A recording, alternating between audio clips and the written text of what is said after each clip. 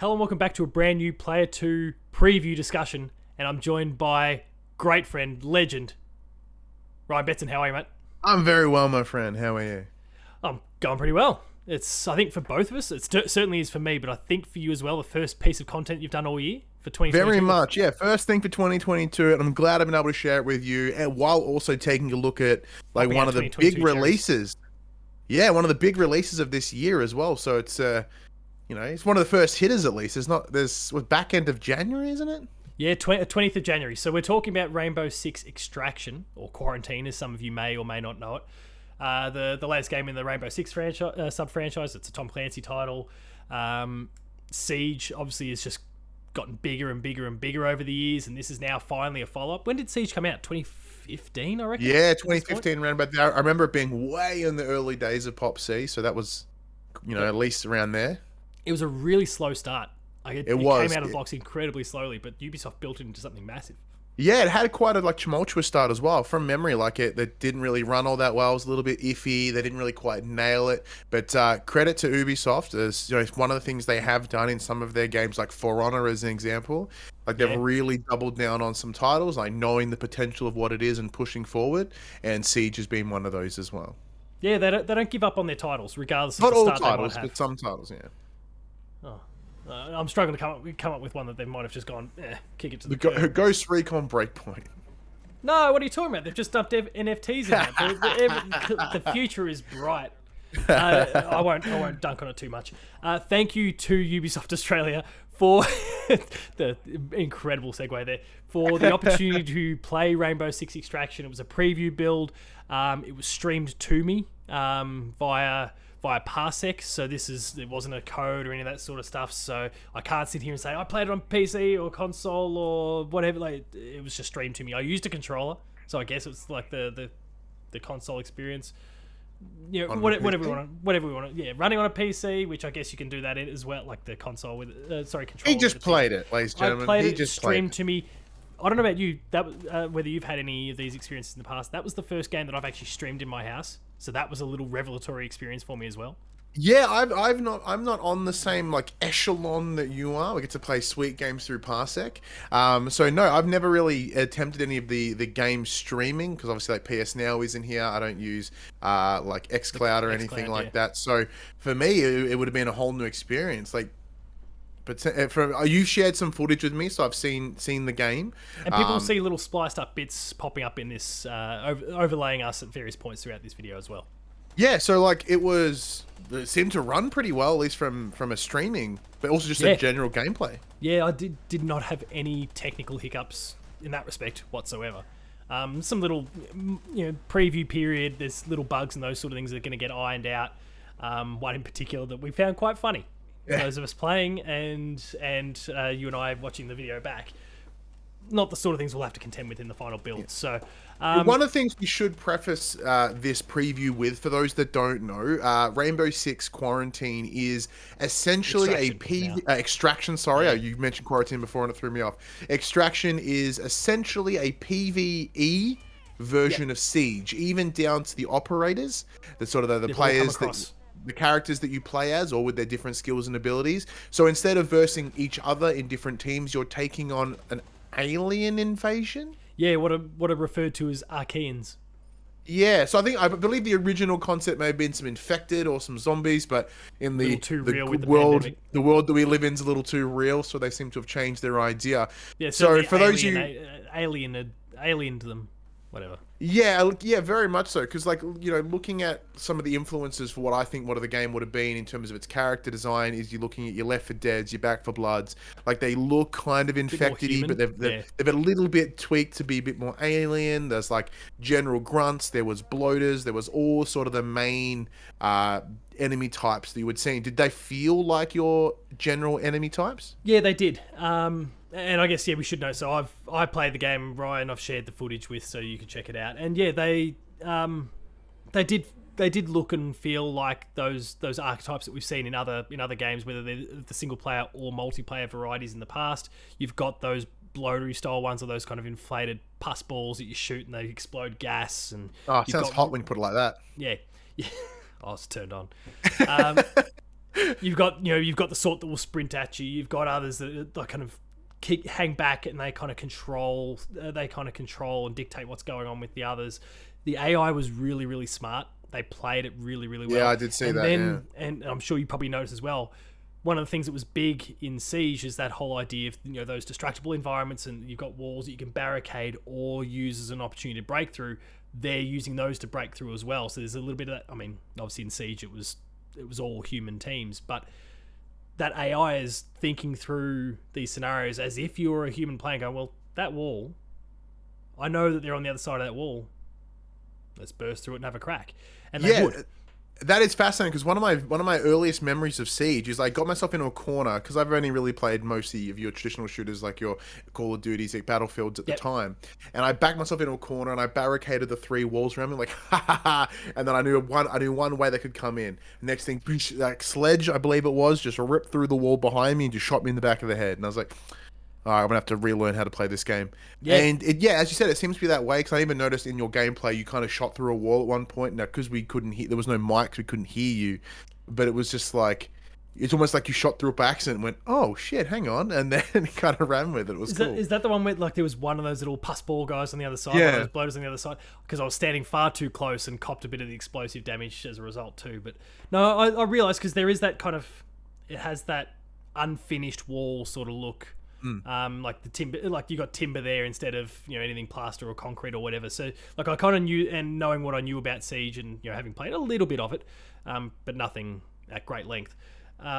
Knowing what you could do, I knew that was an option. I just misjudged how big a blast radius that thing would have when it did it. But that's something else. Well, you have to consider. Oh, hang on, these are possibilities that I can consider now, and there are more. And I guess kind of that point you're making now, that was obviously a byproduct of what I was shooting at there and the damage it can create. But the environmental threats, like, you don't really have those in Siege. It's the other players you need to look out for. And obviously they might have a little rolly, I can't remember what they're called, but those little rolly drones across the ground. There are traps, there's traps and those sort of things. But like, there's this acidic, horrible alien substance that's kind of creeping all over the walls that emanate from these nests that you want to take out as well, because that's where Archeans will come out of, but also where this kind of sprawl comes from. And as it spreads around, like, you get slowed down as you move through that. So you would have noticed in the footage I was shooting the ground a lot, not in the byproduct of a particular bug that I faced a couple of times, but like, I was consciously shooting the ground because I want to clear out the path so that I can move through that easier and not get bogged down. If things go awry and I need to bolt, I don't want to be slowed down by anything along the way. You also would have noticed later on that there was this greener version of that, which was like a toxic one that it would actually damage you if you were in there as well. It wouldn't just simply slow you down, but it would damage you as well. So I'm looking to take all that out. It spreads really, really fast. There's some environments where as you move into a particular part of a subzone, it's been completely consumed by that stuff. So you almost have to check that idea of, I'm just going to clear all this stuff out at the door. You need to clear the path for yourself, and that's about it. Shoot the floor, get through, take out anything along the way, see if you can find the nest where this stuff's coming from so it doesn't spread back over the path that you've created. But you've just got to, it's that push forward sort of mentality that you need to adopt in those sort of instances. So with Siege, you have to play as a team. There is no rogue combatants in Siege. If you don't work as a team, you will fail. And it feels like this could deliver that exact same requirement, especially if you have to have someone that like maybe monitors the environment to keep an eye on that stuff, to keep that path clear. Because when you are literally extracting things, hence the name, it's ideal for you to be able to have a clear path back. Because even something as simple as having a way back for your other players, because once you lose an operator, you have to go retrieve them. Is that right? Yeah. If you lose them in a round or whatever, they're out of action until you recover them. You have to get in there, and one of your objectives in the next sequence, your next kind of run, will be retrieve someone who's gone MIA. So you'll have to do that. That gets them back in the party, but even then, it takes a little bit of time for them to recover. And it's the same if you go with an operator, and even if they survive, they don't get taken out, but they get injured. That's going to take a few rounds as well before they actually recover. So it forces your hand to explore what all the different operators can do, because you're going to need them at some point. Yeah, you can't rely on your main anymore. Yeah, exactly. That's kind of, and you dropping that word main. That's the key thing. You won't have a main, or you might one that you really would like to go to first and foremost. But you need to have options B, C, D, E, F, because you're probably going to burn through all of them at various stages. Especially when you take on things which you would have seen towards the end there, the Maelstrom protocol mission there, which is, it basically follows the same structure as the core ones. In the core missions, when you go out, there's 3 different subzones that you go through. Try and complete all 3 objectives, and that's it. Bounce, you're great. Maximize your XP, all that sort of thing. Maelstrom's feels like it's like 2 or 3 times the size of that. It's just sequence after sequence after sequence, and it's constantly escalating in difficulty. They're throwing the absolute kitchen sink at you. It's high level stuff. It's kind of top end stuff. For the sake of our preview, okay, we need you to bounce out. We're going to ratchet your level up so you can go in here and do this later on. Which is why you might have seen in some of the footage I sent you a bit of sitting in the main menu for a while. Yeah, like we did get some really good look at like the weapon selections, and or like if you're a fan of menus, like your footage was like the best place. People are because you saw all the deets. So, here's a smash cut of just Padge in menus.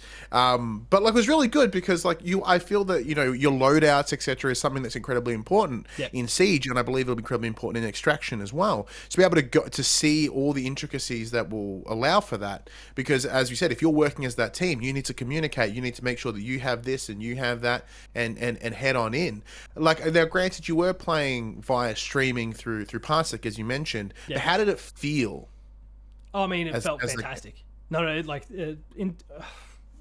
It played exactly the same as Siege in that respect. It felt just like Siege. I mean, obviously all the characters kind of dragged and dropped across. I think that was probably, I don't want to presume too much, but I feel like that was possibly the easiest part of the development for those working on Extraction. Because grab the characters, they work a treat, stick them in there. Let's just make sure that we balance everyone right, so that in this new setting with this new threat, and the fact it's not PvP anymore, we're actually having to work together against one enemy that's not human controlled. Are they all going to coexist well? Can this work? Can this balancing? And so that's probably been where the majority of the focus has been in that respect. Because it feels great to shoot. The movement's solid. You can pick a little difference between the heavies versus the kind of lighter, more maybe medic style focused characters that don't pack huge weapons and that sort of thing. Some little subtle things like that. I did notice, and I referenced it in my article, it's on the site as well, when I was playing this particular preview session, I was the only person using a controller for the demo. The other two, which was another media outlet, and the Ubisoft representative, they were both playing mouse and keyboard. And so you would have noticed that there's these little spores, little tiny little green ball things that, if you just happen to go past them, they'll just stick to you, and they start sapping your health. They can be meleeed off, or if you see them first, you shoot them. But they're really, really small. So I feel like that's potentially going to be an issue for when you're in the heat of combat, a lot's going on and that sort of thing. For a console player, where there's just not as much precision to the sticks there, that could potentially cause more, those little things, them and the sludge, could cause more grief for the console player than they will for the mouse and keyboard, because you've just got that little touch extra. I was just watching on as I'd be in the air and I'd see teammates go pop. That they're done. So from the information you've given me, as you mentioned, the terms of the Ubisoft representatives going there and sort of messing about in the back end and scaling it, I'd imagine that what you were playing was a PC build. I would like to think there would be some sort of aim assist when it comes to console. Because obviously aim assist is quite common for first-person shooters in consoles in general, and I imagine they'd probably scale that across here as well. It'd be pretty difficult. I hope that's the case, because and it might have purely been that I was playing the PC version with a controller. Because I was playing a PC version with a controller. Fingers crossed. The React it checks out. In order to have that back-end console stuff, it would make sense. Yeah. The React tech, which is obviously the various tricks and traps and tools that all the different operators have. Again, to that point before about you've got your big heavies, you've got your medics, you've got everyone in the middle. Those tools really did the job as well. And you probably noticed from the footage that I mostly lent on the same things. I recognised that I was, with the controller, possibly going to be the sort of the sprayer, because you did pick a lot of assault rifles, and sort of set Yeah. SMGs rather than your more And precision shots.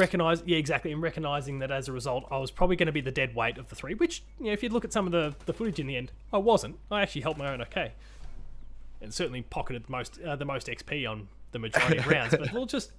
But Mostly from blast fire. Just yeah, and some spraying. great strategic targets. No, anyway, but like I would recognize that. Okay, I'm probably the one that's most at risk here, so I'm going out with the extra. Like the extra med pack that if I go down, I can lift myself back up, which came in handy once or twice. There was a couple other times where I'd get picked up or I'd go and pick someone else up. They weren't touting those. They were a little more aggressive, and understandably so.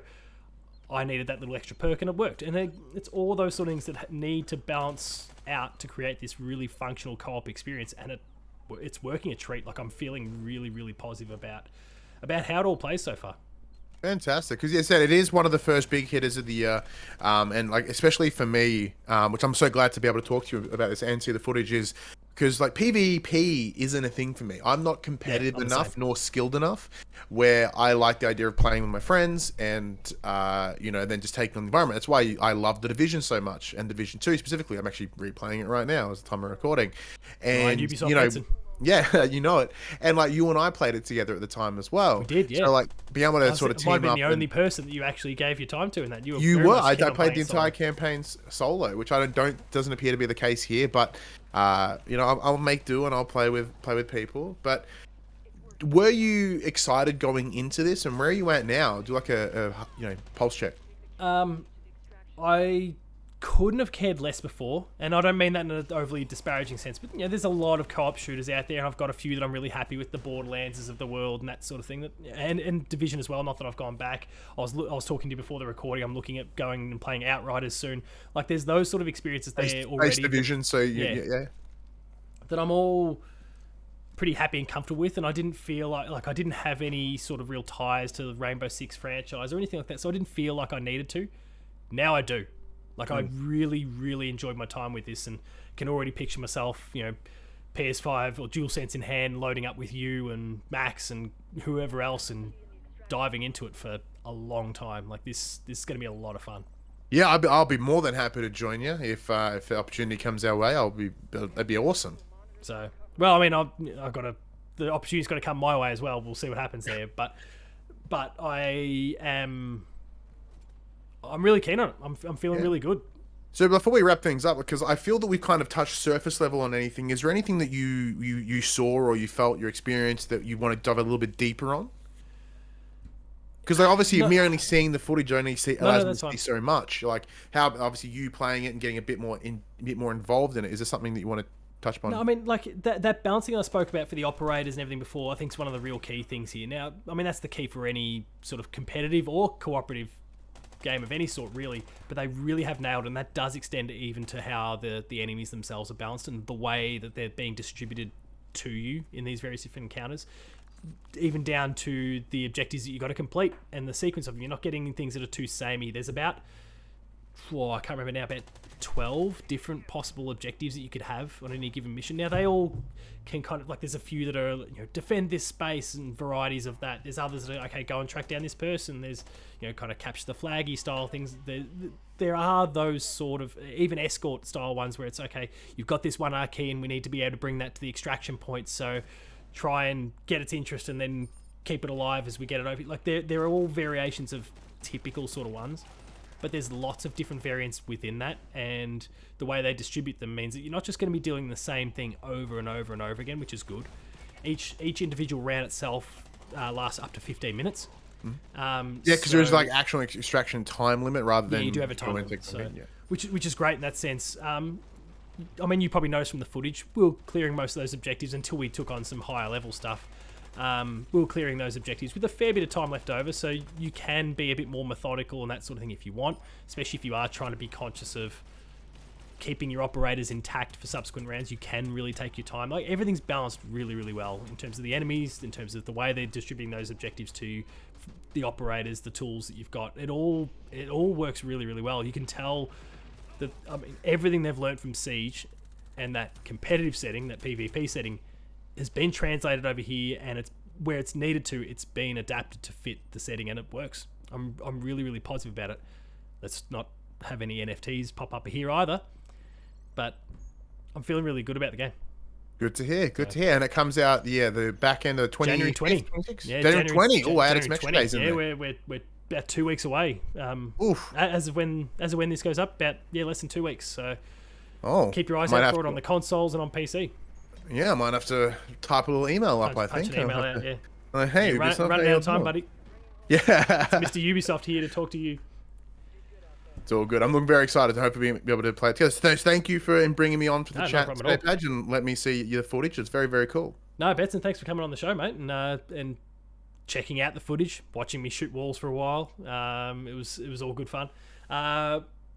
Where should people go? As I said, this is your first piece of content for the year, but even as of this weekend, the show resumes, I believe. So it's the weekend after, but yeah. So if you want to check me out, you can. I'm shamelessly wearing my shirt today. For the Players, the PopCulturists PlayStation podcast, one of the top PlayStation pods made in the country.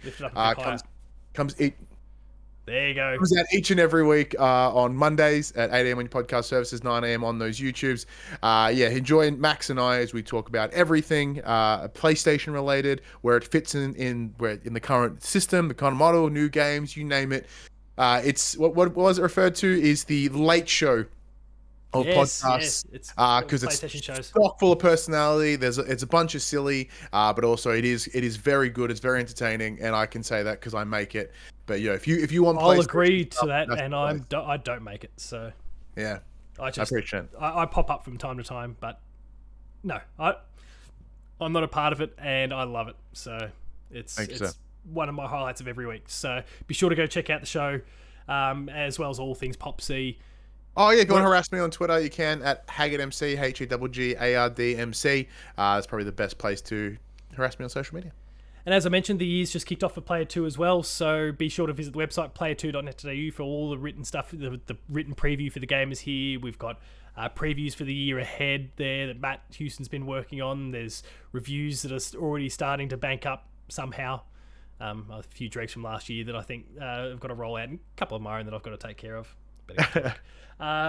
So be sure to check all that stuff out on my end. I guess on the podcast site, make sure to go check out Patched or Dev Diary. Dev Diary is going to start up next week, so I think I'll squeeze that first episode out just before you return with FTP for the year. But be sure to go check out all the podcasts there as well. Awesome stuff. And for me personally, you can find me at Paul James Games, the website at Player2AU. As I said, Betson, thanks for coming on the show, mate. No worries. Thank you for having me. Not a problem. Everyone watching, listening, I hope you enjoyed Rainbow Six Extraction. I nearly said Quarantine. I nearly fell for my own trap. It is out January 20 on the consoles and PC. Go check it out. Thank you to Ubisoft for the opportunity, and we'll see you later.